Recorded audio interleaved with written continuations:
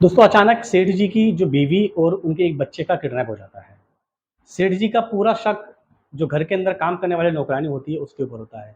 बहुत सारी तफ्तीश होती है, पुलिस केस होता है क्योंकि सेठ जी एक अमीर आदमी थे, बल्कि मैं यूँ कहूँ कि सेठ जी जो है वो करोड़पति आदमी थे और उनकी बीवी और बच्चे का किडनैप हो जाता है। सेठ जी सारे के सारे पुलिस महकमे को इस काम के अंदर लगा देते हैं, लेकिन उनकी बीवी और बच्चों का कहीं पता नहीं लग पाता है। उसके ठीक किडनैप होने के ठीक 2 या 3 दिन बाद ये खबर मिलती है कि उनकी बीवी और बच्चों को मौत के घाट उतार दिया गया है।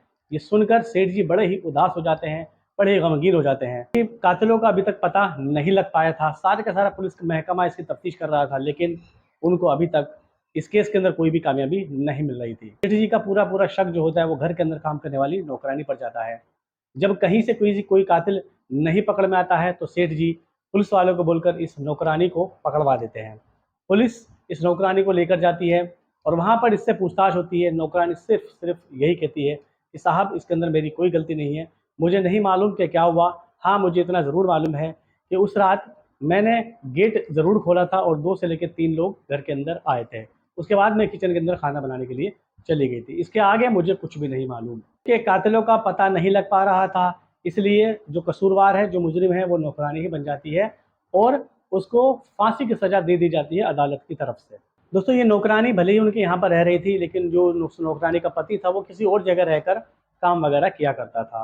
कभी कभार ये नौकरानी उसके पास में जहाँ वो काम करता था वहाँ पर चली जाया करती थी। अक्सर यहीं पर रहा करती थी क्योंकि यहाँ पर रहने पर इसको कोई किराया भी नहीं देना पड़ता था। घर का काम वगैरह वो कर दिया करती थी। उसके पति से भी पूछताछ की जाती है, पति भी एकदम अनजान होता है, उसे भी इसके बारे में कुछ नहीं मालूम होता है, लेकिन उसको इतना यकीन ज़रूर था कि जो मेरी बीवी है वो बेकसूर है, वो बेगुनाह है। लेकिन अब अदालत की तरफ से उसको फांसी की सज़ा हो गई थी, तो वो क्या कर सकता था।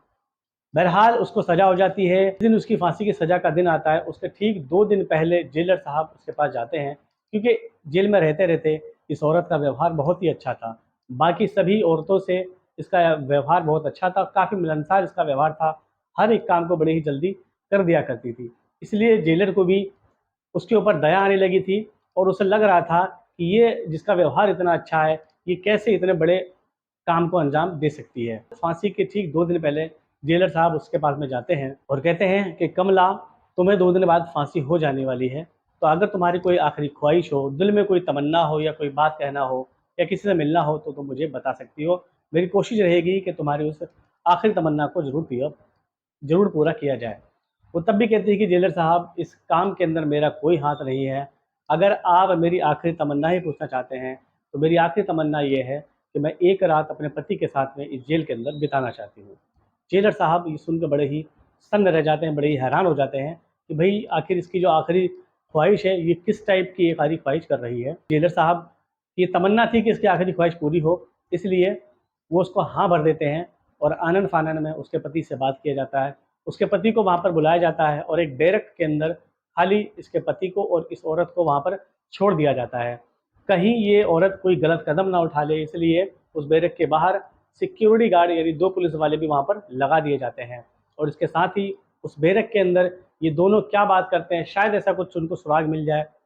उसके लिए वो एक ऑडियो रिकॉर्डर भी उसके अंदर लगा देते हैं और ऑडियो रिकॉर्डर उस बैरक के अंदर लगे हैं, इसकी भनक इन दोनों को बिल्कुल भी नहीं थी। रात का समय होता है, उसका पति को बुलाया जाता है, उस बैरक के अंदर उसको भी छोड़ दिया जाता है। दोनों एक दूसरे को देखते हैं, गले मिलते हैं और आपस में बहुत रोने लगते हैं। उसकी बीवी उससे कहती है कि आप तो मेरा यकीन करिए, मेरा इस काम के अंदर बिल्कुल भी हाथ नहीं है। उसका पति कहता है कि कमला, मुझे यकीन है कि तुम्हारा इस काम के अंदर बिल्कुल भी हाथ नहीं है, लेकिन अब क्या कर सकते हैं, जब कोई गवाह, कोई सबूत मिला ही नहीं, सारा का सारा जो इल्ज़ाम है वो तुम्हारे ऊपर ही जा रहा था। उसकी बीवी कहती है, खैर कोई बात नहीं, नियति को ये मंजूर है, अगर मेरी मौत ऐसे ही लिखी थी तो मैं उसमें भी राज़ी हूँ। तो उसका पति कहता है कि कमला, मुझे सच बताओ, क्या तुमने ये काम को अंजाम दिया है? कमला कहती है, देखा मैं कह नहीं रही थी कि आप मेरा यकीन नहीं करोगे, मेरे यकीन करिए, ये काम मैंने नहीं करा है। हाँ, उस रात इतना ज़रूर हुआ था कि मालिक जो है वो घर के बाहर गए हुए थे और घर के अंदर मालकिन, उसका बेटा और मैं थी। मैं किचन के अंदर खाना बना रही थी, ये दोनों घर के अंदर थे। इतने में घर की दरवाजे की बेल बजती है, मैं जाके दरवाज़ा खोलती हूँ तो क्या देखती हूँ कि साथ में 3 आदमी हैं और 3 आदमी में 2 को तो मैं नहीं जानती थी, लेकिन एक शख्स वो था जो हमारी जो मालकिन होती है, उसकी दूर की कोई बहन है, उसका एक बेटा था।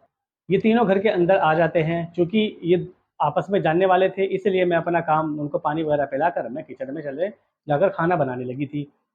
लेकिन जब कुछ समय के बाद देखा कि घर के अंदर सन्नाटा हुआ है, मैं वहाँ से आवाज़ लगाती हूँ मालकिन, लेकिन कोई आवाज़ नहीं देता है। तो मैं गैस को बंद कर जैसे ही बाहर जाती हूँ, तो क्या देखती हूँ कि घर का गेट खुला हुआ है। घर के अंदर ना मालकिन है, ना उसका बेटा है, और जो गाड़ी सामने खड़ी हुई थी, जिस पर वो तीनों आए थे, वो गाड़ी भी नहीं है। उसके बाद मैं बड़ी घबरा जाती हूँ। मैं आनन-फानन में मालिक को फ़ोन करती हूँ। मालिक कहते हैं कि हो सकता है कि कहीं गई हुई हो घूमने-फिरने के लिए, थोड़ी देर में आ जाएँगी, लेकिन अक्सर ऐसा होता नहीं था। लेकिन कुछ देर के बाद भी जब मालकिन और उसका बेटा नहीं आ पाता है, तो मालिक भी पुलिस वालों को फ़ोन कर देते हैं। सारी की सारी जो बातें हैं ऑडियो रिकॉर्डर के थ्रू जो जेलर साहब थे और साथ में 1-2 पुलिस वाले, वो सब मिलकर सुन रहे थे, जहाँ पर इसकी पूरी लाइव रिकॉर्डिंग चल रही थी। इतने में कमलापति बच्ची कहती है कि बस यही मेरी कहानी है, उसके बाद क्या हुआ मुझे नहीं मालूम। अब जेलर साहब इस रिकॉर्डिंग में तो जो सुन रहे थे, उसको एक बात जो नई इस रिकॉर्डिंग में पता लगी थी, उनकी मालकिन थी, उनकी मालकिन की दूर का एक बेटा था। इससे अभी तक पूछताछ नहीं हो पाई थी। जेलर साहब को शक जाता है कि कहीं ये काम उसके बेटे का तो नहीं है। वो आनन-फानन में अपने पुलिस हाईकमान से बात करते हैं, और हाईकमान से बात करने के बाद तफ्तीश फिर से शुरू की जाती है। तफ्तीश करके जो उसकी मालकिन होती है, उस मालकिन की जो दूर के जो बहन के बेटा था, उसको अरेस्ट करके लेकर आती है। जब उससे पूछताछ करती है, तो शुरू-शुरू में आनाकानी करता है कि मेरी मासी है, मैं ऐसा नहीं कर सकता। लेकिन जब उसके सख्ती के साथ में उसके रिमांड लेकर उससे पूछताछ की जाती है, तो वो पुलिस के रिमांड के आगे हार जाता है और सारे के सारे गुनाह कबूल कर देता है।